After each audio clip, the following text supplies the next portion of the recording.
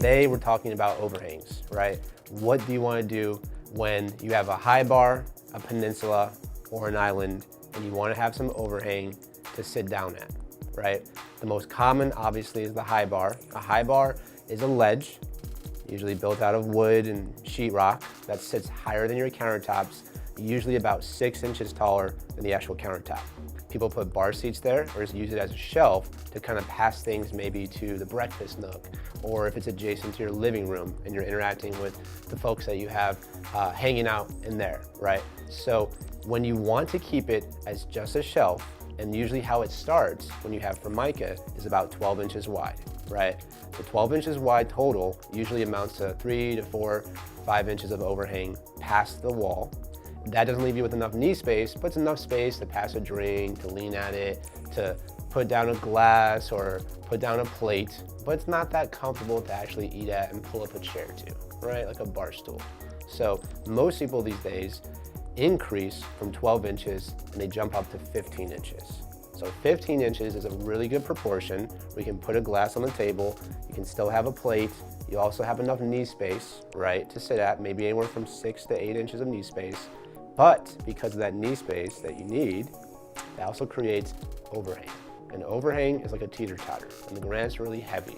And when people don't support it at 15 inches, like other companies don't, you could potentially lean on it. It can actually fall off, fall on your foot, do some serious, serious damage, right? So if it's at 15 inches, we're gonna definitely put some metal flat bars to support it underneath the Granite, carry the weight in case anyone pulls on it or even just leans on it at the wrong angle. Now, when we do the flat bars, we may have to interrupt that trim piece underneath the countertop. And we're not carpenters, so we wouldn't come back and replace it if we need to.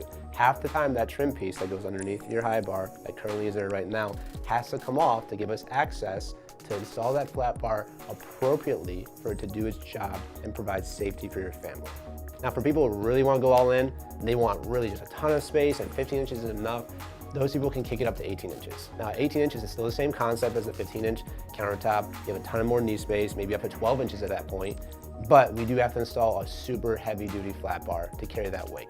It's no issue, it's just a little bit more expensive, it's a little bit thicker of steel to carry that extra overhang, but still 100% safe as the 15 inches. Now, let's go real quick, the peninsula, island, right? You have an island or peninsula, it means the countertop's all on one level, but it just extends past the cabinet or the wall.